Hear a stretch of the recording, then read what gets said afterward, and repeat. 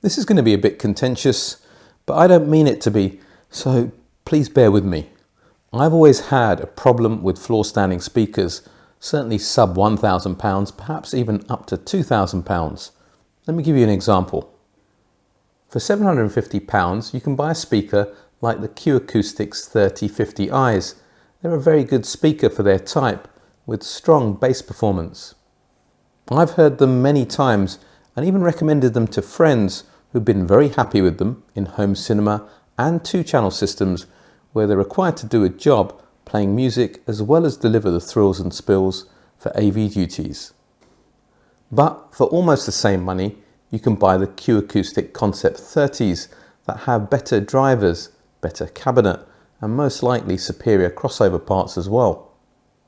Do you think the Floorstander from the range below can compete when it comes to clarity, refinement and sound staging? No, the larger speaker will play louder and generate more bass, but when it comes to overall sound quality, not a chance. Now, let me just be crystal clear here. If you've got a large room and you sit perhaps 3 meters, that's over 9 feet from your speakers, or even further, then the likelihood is that the Floorstander is the correct choice for you. Similarly, if playing at high SPLs goes hand in hand with musical satisfaction for you, you're going to want to look for larger speakers. But I'm talking about when that isn't the case, people who play at moderate volumes or below in small to mediate rooms and are looking for the best sound quality. Now you could say, well Taron, surely that's true when you're spending £3,000 or even £5,000 on a Floorstander. You can get a stand mount from the range above that's going to have higher quality components and simply sound better. Yes, but I don't think the compromises of a Floorstander become so obvious and the inherent benefits become more apparent, like effortless dynamics. You've given the manufacturer more money to spend on the cabinet to make it inert, ensuring that the bass doesn't boom, and more money to spend on drivers and crossover components to lower distortion. The likelihood is also, at those kind of price points, the Floorstander may well be a 3-way rather than a compact 2-way, which has a distinct benefit when it comes to mid-range and bass performance. I thought it was about time I righted a wrong and reviewed my first sub £1,000 Floorstander. One speaker I thought that might challenge my assumptions was the new Acoustic Energy AE109 Mk2s, given how much I loved their little brother. So, is this the speaker that could change my mind? The Acoustic Energy AE109 Mk2s are available for £699 in the UK. I have to say, I think these are the most attractive looking floor standing speakers I've encountered for anywhere near this price, thanks to their slim profile, curved corners and very good quality walnut vinyl wrap. They're also available in satin black, which will make sense in dark home cinema rooms where you don't want to draw too much attention to the speakers. The cabinet is constructed from HDF rather than MDF, which is why they can get away with it being so slim. It measures 860 by 165 by 250 millimeters. That's 33.9 by 6.5 by 9.8 inches, each speaker weighing 16 kilograms or 35.3 pounds. The AE109 Mk2s are a 2.5-way design, with the bottom woofer kicking in below 275 Hz to augment the bass and lower mid-range.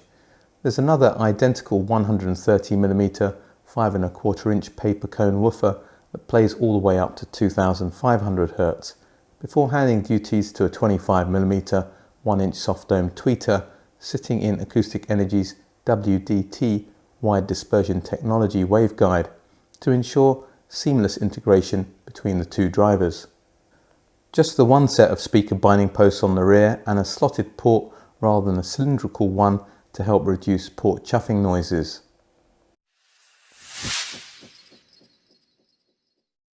Did the Acoustic Energy AE109 Mk2s change my opinion of accessibly priced floor standing speakers? I hate that word, affordable. Who am I to say what's affordable to one person may not be affordable to another? Anyway, I'm off point. Did they change my opinion of floor standing speakers at this price? And I have to say, on the whole, yes. So those of you who think that I'm full of hot air, well, here's your evidence by my own admission. You don't need to watch any further, although I hope the rest of you will. They're such mature sounding speakers and a million miles away from the boom boxes that I normally associate with this market segment. I'm not saying that they're just a good sounding floor standing speaker for around £700. I'm saying they're a very good sounding speaker, period. What I love about the AE100 Mark IIs is their clarity, natural sounding mid-range, and ability to soundstage and create an image like speakers that are multiples their price. The 109s have the same clarity and mid-range magic, but they add more body to vocals and lead instruments. The fuller presentation imparts a more grown-up sound and takes performance beyond what their junior siblings are capable of, but it also shifts the tonal balance. On the stand mount, I describe it as largely neutral, but on the floor stander, it's more distinctly on the warm side. Naturally, you get more bass than you'd expect from a compact two-way, officially extending down to 41 Hz. That's 10 Hz lower than the AE100 Mark IIs.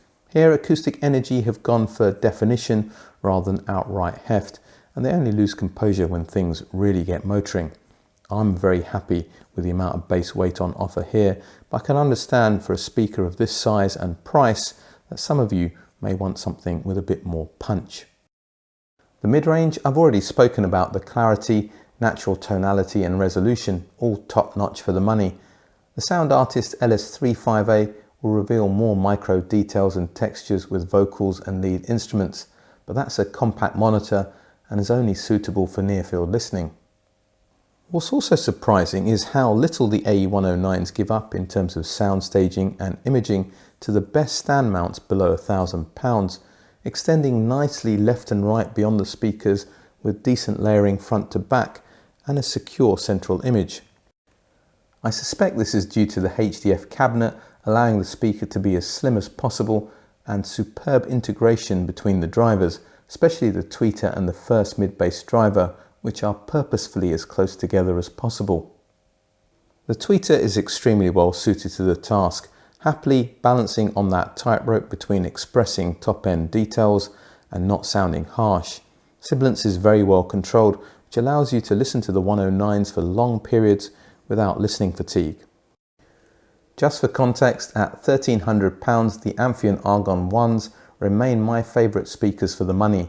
They're a class above in every aspect, apart from bass extension and a slightly leaner mid-range tonality. People are bound to ask me about similar price floor standers, and I said right at the beginning of this video, this is the first one that I've reviewed. But there are a couple of others that I'm familiar with in different settings that I'm happy to comment about. The Q Acoustic 3050Is were historically my go-to recommendation for a floor stander for circa £750, although I regularly see them on sale for the bargain price of £550. Having heard them on numerous occasions, I'd say that the bass is stronger than the AE109s, but I don't think they have the same mid-range clarity and top-end extension. I really like what Wharfedale have to offer in the sub £1,000 segment. A very good friend of mine has the older version of the Diamond 12.3s. Current version retails for £499. I think they have a similar tonality to the AE100 Mark IIs, but in terms of resolution and musical insight, I don't think they could match them, but I would have to get them home to be sure. The other Wharfedale speakers for sub £1,000 are the Evo 4.3s. They're proper three-way speakers with an ATC style dome mid-range and AMT tweeter.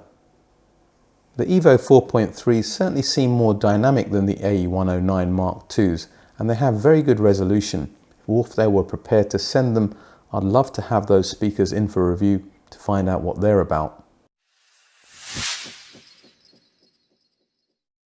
I didn't find the AE109s particularly difficult to place in my room. They're a compact floor stander with well-defined bass, so there wasn't too much unruly low-frequency energy to keep in check. I think they'll work well in small to medium-sized rooms where you can create something approaching an equilateral triangle with the sides 2 to maybe 3 meters apart. That's around 6 to 9 feet. Also had them in the classic toe-in position with the speakers just pointing beyond my shoulders on either side. That gave a nice balance between a wide soundstage and a solid central image.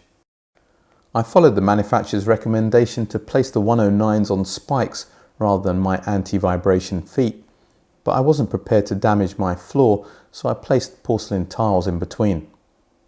On this occasion, I did find that it helped to tighten up the bass a touch, but my oak flooring sits on a concrete subfloor, and if you've got a suspended floor, I'm not sure that you'll get the same results.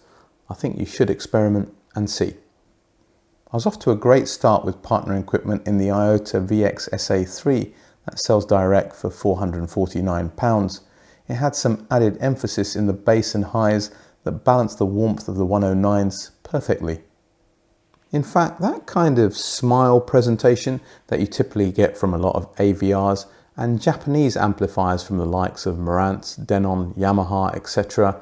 That's what I think the Acoustic Energy floor standers are very well suited to. Switching to my amplifier of the year for 2022, the £349 Cambridge Audio AXA35 was too much of a good thing. The warm Cambridge, partnered with these warm speakers, sounded soft.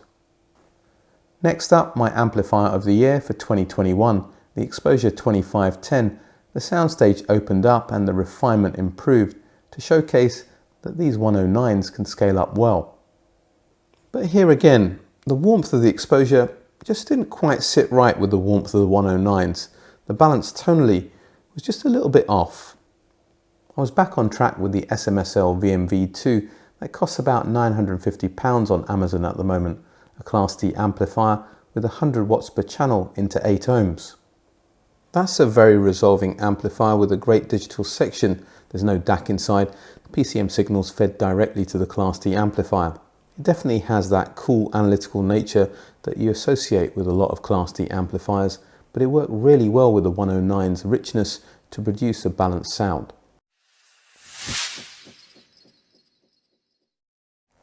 Acoustic Energy must be onto a winning formula with the 100 series, adding bass extension and fullness of sound to their excellent stand mount.